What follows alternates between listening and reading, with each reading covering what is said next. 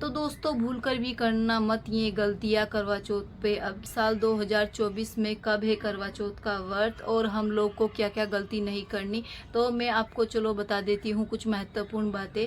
तो इस साल 2024 में 20 अक्टूबर को करवा चौथ का व्रत है, दिन रहेगा रविवार। तो पहली मैं महत्वपूर्ण आपको बात बता दूं, तो रविवार को हम लोग सर नहीं धो सकते। तो कोई भी बड़ा व्रत हो तो उस दिन सर नहीं धोना चाहिए, सर में साबुन नहीं जानी चाहिए। तो शनिवार को, उससे पहले दिन शनिवार को कुछ लोग ऐसे है कि सर नहीं धोते, इन चीज़ को मानते हैं और मैं भी मानती हूँ। शनिवार को हम लोग सर नहीं धोते, तो हम शुक्रवार को सर धो सकते हैं, पर करवा चौथ वाले दिन हम लोग को सर नहीं धोना चाहिए। तो 3-4 बातें ऐसी है जिस चीज़ का हम लोग को विशेष ध्यान रखना चाहिए। तो दूसरी बात मैं आपको बता दूं, हम लोग को कर सिंदूर जरूर खरीदना चाहिए, जो कि बहुत ज़्यादा शुभ होता है। और लाल रंग की चूड़ी, हम लोग चूड़ी नहीं खरीद सकते तो सिंदूर तो हम लोग को खरीदना ही चाहिए, जो कि हमारे लिए बहुत ज़्यादा शुभ होता है, हमारे पति के लिए बहुत ज़्यादा शुभ होता है। तो वो तो आप लोग ज़रूर खरीदना। और तीसरी बात मैं आपको बता दूं, हम लोग जो मिट्टी के बर्तन खरीदते हैं, तो जिस दिन हमारा करवा चौथ का व्रत रहता है उस दिन नहीं खरीदने चाहिए बर्तन। हम लोग को जरूर नए ही खरीदने चाहिए, पुराने बर्तन नहीं रखने चाहिए, अशुभ माने जाते हैं।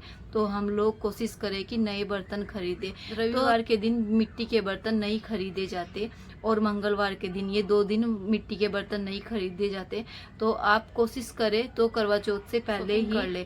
तो ऐसे तो सभी पहले कर लेते हैं, पर कुछ मेरे जैसी लेडी जैसी होगी कि टाइम के टाइम शॉपिंग करती है, तो मेरा ऐसा ही है कि मैं टाइम के टाइम शॉपिंग करती रहती हूँ। तो कुछ ले लेती हूँ, कुछ छूट जाता है, फिर अचानक से मुझे याद आता है। अबकी बार हमारा करवा चौथ व्रत सबसे अच्छा होने वाला है। वो इसलिए होने वाला है क्योंकि अब की बार है रविवार, और रविवार को पति देव जी रहेंगे सबके घर पे। तो आप लोग को काम करवाना है तो आप लोग काम करवा सकते हैं। तो मैं तो मजाक कर रही हूँ, क्या तो वो लोग काम बढ़ाएंगे या काम निपटाएंगे, दोनों में से एक तो काम होगा ही। जो भी होगा अच्छा होगा, अच्छे से मिलजुल के काम कर लेना और अच्छे से व्रत करना। सरगी खाते हैं वो लोग सरगी खा सकते हैं, और ये व्रत इतना भी कठिन नहीं है कि पूरा दिन हम लोग व्रत नहीं रह सकते।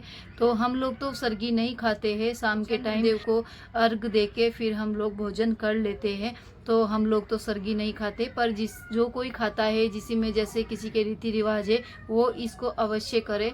तो हम लोग तो नहीं करते हैं। हम लोग सरगी ले तो नहा धोकर ही सरगी ले, बिना नहाए धोए सरगी ना ले। हाथ में एक पुष्प ले ले, थोड़ा जल ले ले, और अच्छे से जैसे हम लोग सिंपल साधारण पूजा करते हैं ऐसे ही पूजा करें। कार्य नहीं करना चाहिए, क्योंकि जो लेडीज निर्जला व्रत रहती है तो उनको प्यास लगती है। तो मैं तो निर्जला व्रत नहीं रहती, मैं तो सिंपल साधारण व्रत रहती हूँ।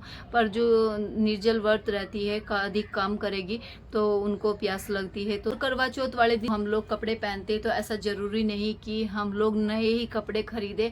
हम लोग अपनी शादी का जोड़ा भी पहन सकते हैं, और अधिकतर हम लोग को लाल रंग का या पीले रंग का ही कपड़ा पहनना चाहिए। ऐसे लाइट कलर नहीं पहनना चाहिए, जैसे कि व्हाइट हो गया, क्रीम कलर हो गया और ब्लैक कलर हो गया। तो ये 3 कलर तो बिल्कुल भी नहीं पहनने चाहिए। अधिकतर तो हम लोग को अपनी शादी का जोड़ा ही पहनना चाहिए, जो कि अभी कोई ज्यादा नहीं पहनता है।